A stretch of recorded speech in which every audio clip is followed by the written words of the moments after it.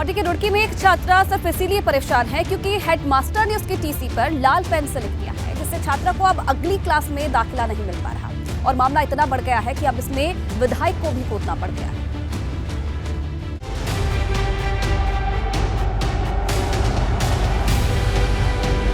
रुड़की के मंगलौर की रहने वाली इस लड़की का परिवार परेशान है। 10वीं पास करने के बाद अगली क्लास में एडमिशन नहीं मिल रहा है। दरअसल टीसी में स्कूल की तरफ से स्टूडेंट के आचरण को लेकर कमेंट लिखे जाते हैं। इस कॉलम में स्कूल के हेडमास्टर ने लिखा है कि छात्रा का आचरण हेडमास्टर के लिए ठीक नहीं रहा है। स्कूल में राजनीति करना, हेडमास्टर के साथ बदसलूकी और अशोभनीय शब्दों का इस्तेमाल करना, विभागीय आदेशों का पालन नहीं करना। इसके साथ ही हेडमास्टर साहिबा ने सबसे आखिर में लिखा है कि लड़की में विद्यार्थी होने का एक भी गुण नहीं है। मैंने मानव चौक राज्य कन्या उच्चतर माध्यमिक विद्यालय से मानव चौक से 10th क्लास पास की है और हम वहाँ पे मैम से टीसी लेने के लिए गए तो उन्होंने हमारी टीसी पे कुछ अनौपचारिक शब्दों का प्रयोग किया है और आगे हमें एडमिशन लेने में भी बहुत प्रॉब्लम हो रही है। सर, मेरे साथ में 4 लड़कियाँ और हैं। जो हम यहाँ पे एडमिशन लेने के लिए गए तो उन्होंने हमें बोला कि ये वाली टीसी नहीं चलेगी। तो हम यहाँ मैम से, प्रिंसिपल मैम से बोला, मैम हमें टीसी में आपने ऐसे कैसे लिखा है? तो उन्होंने हमारी टीसी में अनौपचारिक शब्दों का प्रयोग किया है, रेड पेन का बहुत यूज़ किया है। सर, हमें आगे एडमिशन लेने में प्रॉब्लम हो रही है। टीसी के ऊपर ये सब रेड पेन से लिखा गया, इसलिए मामला और गंभीर हो गया। इस बारे में शिक्षा विभाग के अधिकारियों से जब पूछा गया तो वो कह रहे हैं कि छात्रा और हेडमास्टर के बीच कोई विवाद चल रहा है। 4 बालिकाएं मेरे यहाँ कार्यालय में आई थी मेरे पे, उन्होंने बोला, उन्हें टीसियाँ दिखाई थी कि संबंधित प्रधानाध्यापिका राजकीय उच्चतर माध्यमिक विद्यालय मानक चौक द्वारा उनके चरित्र में कुछ रेड पेन से अंकित किया गया है, जिस पर उनको विरोध था कि ऐसा नहीं किया जाना चाहिए था। तो इस संबंध में हमारे द्वारा एक पत्र द्वारा उन प्रधानाध्यापिका का स्पष्टीकरण लिया गया है। तो दोनों पक्षों को मैंने सोमवार को जो है विद्यालय में बुलाया 11 बजे और मैं विद्यालय में जाकर स्थलीय रूप से दोनों पक्षों को सुनूंगा। मामला इतना बढ़ गया है कि स्थानीय विधायक ने भी इस पर संज्ञान ले लिया है। मैडम से भी बात करी थी।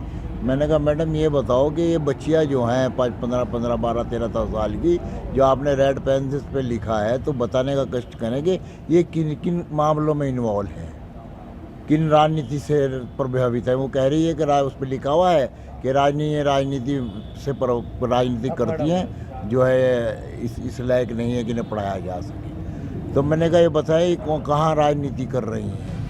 छात्रा का परिवार परेशान है, उसे दूसरे स्कूल में दाखिला नहीं मिल रहा। इस बीच बड़ा सवाल यह है कि अगर हेडमास्टर को छात्रा के आचरण को लेकर कोई शिकायत थी तो फिर उसे शिक्षा विभाग के उच्च अधिकारियों को क्यों नहीं बताया गया।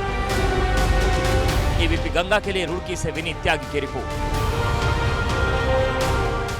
और हरिद्वार के ज्वालापुर में स्कूल की इमारत जर्जर है और इसीलिए स्कूल को टेंट में चलाना पड़ रहा है। शिक्षकों का ये कहना है कि स्कूल की इमारत बिल्कुल ही जर्जर हो चुकी है और इसीलिए अब उन्हें तिरपाल में कक्षाएं चलानी पड़ रही हैं।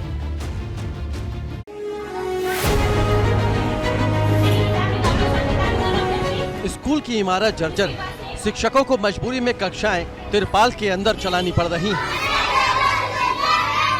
ये तस्वीरें हरिद्वार के ज्वालापुर स्थित प्राइमरी स्कूल नंबर 12 की हैं। स्कूल का भवन जर्जर हो चुका है, मगर अभी तक दूसरा भवन नहीं मिला, इसलिए तिरपाल के अंदर कक्षाएं चल रही हैं।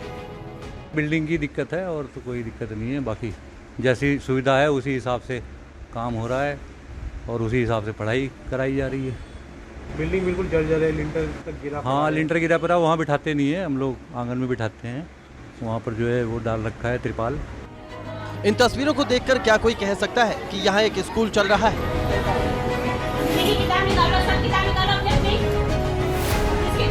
अधिकारी कई बार यहाँ का निरीक्षण भी कर चुके हैं, मगर फिर भी स्कूल की हालत नहीं सुधरी। शिक्षा विभाग के अधिकारियों से पूछा गया तो कानूनी पेचीदगियों का हवाला देने लगे। हम लोगों ने डेटा इकट्ठा किया है और इस समय शासन ने भी, विभाग ने भी कहा है कि तमाम जितने भी जर्जर स्कूल हैं उन स्कूलों का डेटा इकट्ठा करके और उनका जो फोटोग्राफ्स है, DPR है, उसको शासन को उपलब्ध करा देंगे। तो उसके बाद जो भी स्रोत होगा स्कूलों की बिल्डिंग से। ये तो सिर्फ इस स्कूल की कहानी है। प्राइमरी स्कूल संख्या 13 का भी यही हाल है। स्कूल की छतें जर्जर हो चुकी हैं। उधर प्राइमरी स्कूल संख्या 5 भी जर्जर हालत में है। बच्चे खुले आसमान और पेड़ के नीचे बैठकर पढ़ाई कर रहे हैं। अब सवाल यह है कि जब सरकारी स्कूलों में शिक्षा का ये हाल होगा तो भला गरीब बच्चों का भविष्य कैसे चमकेगा। एबीपी गंगा के लिए हरिद्वार से रोहित सिखोला की रिपोर्ट।